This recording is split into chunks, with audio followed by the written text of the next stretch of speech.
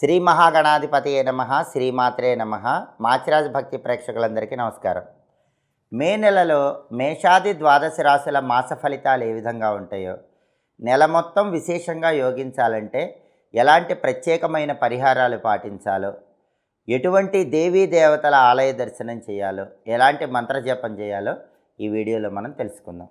ముందుగా మేషరాశి వాళ్ళకి మే నెలలో మాస ఫలితాలు పరిశీలిస్తే, మే నెలలో జన్మరాశిలో గ్రహాల సంచారం ఎక్కువగా ఉంది. అందువల్ల అనుకూల ఫలితాలు అనేవి తక్కువగానే ఉంటాయని చెప్పుకోవాలి. ఆరోగ్య భంగములు తప్పవు. అంటే ఏదో ఒక రకంగా అప్పుడప్పుడు కొద్దిగా ఆరోగ్య సమస్యలు వెంటాడుతూ ఉంటాయి. ఔషధ సేవనం ఉంటుంది, మందులు స్వీకరించాల్సిన పరిస్థితి ఉంటుంది. నేత్ర సంబంధమైన సమస్యలు ఉంటాయి.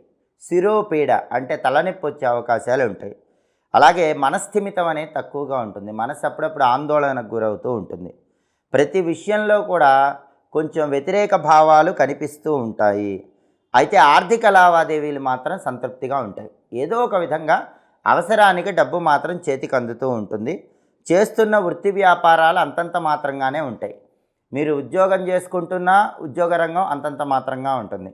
వ్యాపారం చేస్తున్నా వ్యాపారం సాధారణంగా సాగుతూ ఉంటుంది. అయితే కావలసినప్పుడు డబ్బులు మాత్రం చేతిలో ఉంటాయి. దానికి మాత్రం ఎలాంటి లోటు ఉండదని చెప్పుకోవాలి. ధైర్యం తక్కువగా ఉంటుంది. దేనిలో అయినా ధైర్యంగా ముందుకు పోలేరు. ఆత్మవిశ్వాసం తక్కువ ఉంటూ ఉంటుంది. కాబట్టి ధైర్యాన్ని పెంచుకునే ప్రయత్నం చేయటం మంచిది. శత్రువుల వల్ల ఇబ్బందులు ఎదురవుతూ ఉంటాయి. అంతర్గత శత్రువులు, బహిర్గత శత్రువులు, రెండు రకాలుగా కూడా శత్రువులు ఏదో రకంగా మిమ్మల్ని ఇబ్బంది పెడుతూ ఉంటారు. కుటుంబంలో మాత్రం సఖ్యత బాగుంటుంది. కుటుంబంలో అన్యోన్య వాతావరణం చోటు చేసుకుంటుంది. భార్యాభర్తల మధ్య అవగాహన ఉంటుంది. అయితే ఒక్కొక్కసారి కొంచెం మాటా పట్టింపులు వస్తూ ఉంటాయి. ఆ మాటా పట్టింపులు వచ్చినప్పుడు 2-3 రోజులు నిశ్శబ్ద వాతావరణంలో భార్యాభర్తలు ఉంటారు. ఎవరు పెద్దగా మాట్లాడుకోరు. మళ్ళీ తర్వాత కలిసిపోతూనే ఉంటారు. మొత్తం మీద పరిశీలిస్తే ఏదో ఒక రకంగా అండర్స్టాండింగ్ అయితే భార్యాభర్తలకు బాగానే ఉంటుంది. డిఫరెన్సెస్ వచ్చినా కూడా అవి సాల్వ్ చేసుకుంటారు. కాకపోతే ఈ శత్రువుల విషయంలోనే చాలా జాగ్రత్తగా వ్యవహరించాలి. శత్రువులతో తెలివిగా మాట్లాడేటటువంటి ప్రయత్నం చేస్తూ ఉండాలి.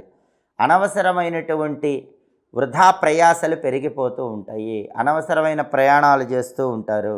అనవసరంగా ఎక్కువ కష్టపడుతూ ఉంటారు. కష్టానికి తగినటువంటి ఫలితం లభించటం అనేది ఆలస్యంగా వస్తూ ఉంటుంది. కాబట్టి మొత్తం మీద పరిశీలిస్తే మే నెలలో కొంచెం మేషరాశి వాళ్ళకి ప్రతికూల పరిస్థితులే కనిపిస్తున్నాయి. కానీ డబ్బుకు మాత్రం పెద్దగా ఇబ్బంది పడకుండా పిరికిగా ముందుకు వెళుతూ ఉంటారు. పిరికితనం తగ్గించుకోండి, ఆత్మవిశ్వాసం పెంచుకోండి. అన్ని రకాలుగా శుభ ఫలితాలు అందిపుచ్చుకోవచ్చు. ఈ నెలలో మీకు కలిసి వచ్చేటటువంటి తేదీలు 2, 3, 5, 11, 13, 18, 22, 23, 30, 31 ఈ తేదీలు బాగా కలిసి వస్తాయి. కలిసి రాని తేదీలు 7, 8, 9, 15, 16, 20, 25, 27. అనుకూల తేదీల్లో ముఖ్యమైన పనులన్నీ చేసుకోండి. ప్రతికూల తేదీల్లో ఎలాంటి పనులు చేయకండి.